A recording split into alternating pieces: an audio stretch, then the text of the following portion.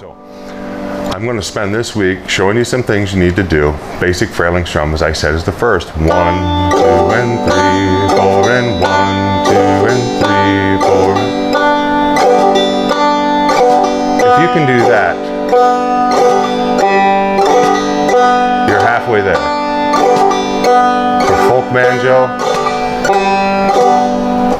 folk banjo, you're halfway there. Gonna come back tomorrow.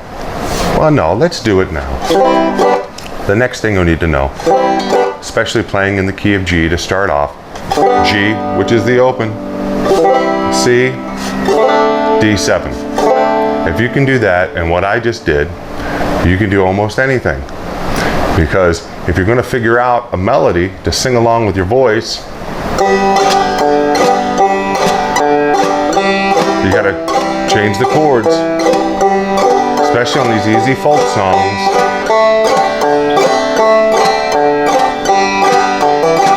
And to show you the difference between a fiddle tune and a folk song, the way I play Mountain Dew. Now that's down the road with me. I have friends that go, what? Because they sing down the road with me. They change it. I go down the road for me. They go down the road for me. Down the road for me. That's how they sing it. Road for me is an old hollow tree. I go down the road for me is an old hollow tree where you stand for a gallon or two. It's your voice. What you're singing, what you hear in your head. A folk song can be played differently depending on who's playing it.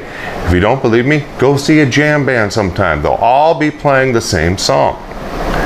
As it goes around for each one to do a solo, they're going to play something slightly different.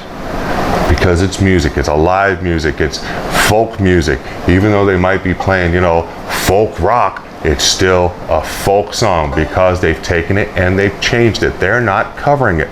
Where if you're going to play a fiddle tune along with the fiddler's going to look at you kind of funny and tell you to stop if you start messing up the melody that he or she is playing. Because in that respect, the banjo has to play some very, very specific things. So all you need for folk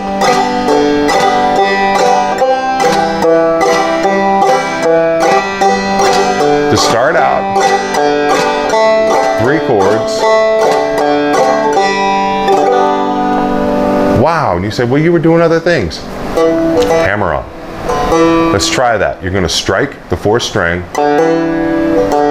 and then you're going to hammer right on that 2nd fret.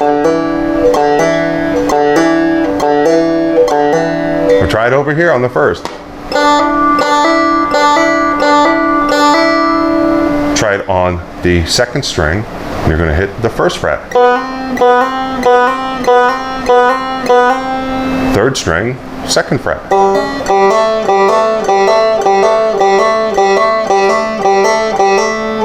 Now everything I just did there, we can do in the simple way, play Mountain Dew.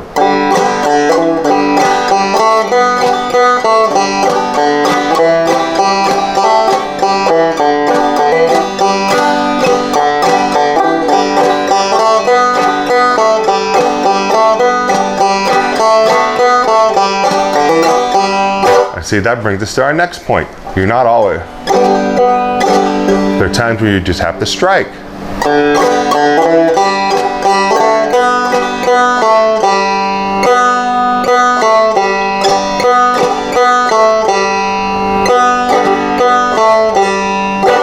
Think about that.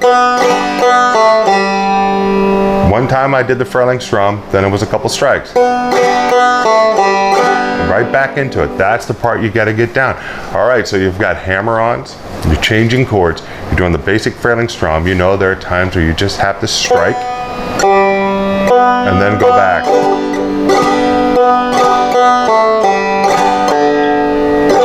And what's the other thing? Pull off. Easy pull off would be right here. 1st string, 2nd fret. You strike, pull off. Almost a flick.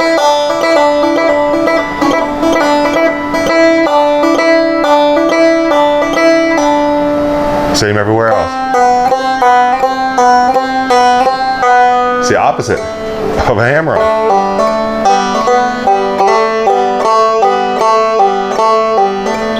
You can do it by itself.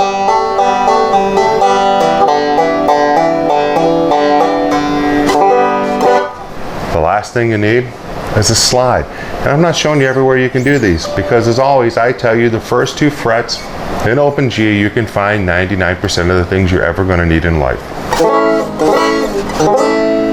You can do stuff everywhere else, but that is where you're going to use them. We're going to go a little further, because this time, slide on the 2nd string from the 2nd to 3rd fret. Another easy one to come into is the 3rd string. 2nd fret again, all the way to the 4th. What finger do you use? Really depends on what you're doing. Sometimes I might be stuck and I have to go somewhere, so I'll use my index, because I'm going to be really close and I'm going to jump down, or jump up, I should say, up the fretboard. Might use my ring finger, because I'm going to go to something else. But 9 times out of 10, I'm going to use my middle finger, because I can put a lot of pressure behind it. Throwing a lot at you, because there are a lot of videos out there that will show you these little things from a plethora of people. I just did a quick check and there's like 400 people showing you how to do these things. That's folk banjo. Now you've got it. Hammer on, pull off, slide. Basic Frailing strum, strike individual notes, define the song.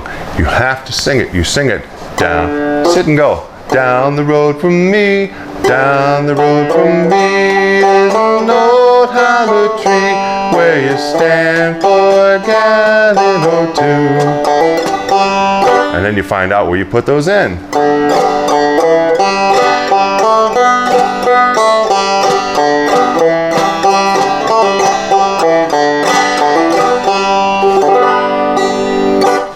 That's it. You don't have to pay someone to show you this at all. As I said, there are a million people out there showing you folk banjo. No reason to pay for it. It annoyed me. It wasn't even in this country, and that's what I think annoyed me more, because you can be somewhere else. You could be you could be in China right now watching this with me.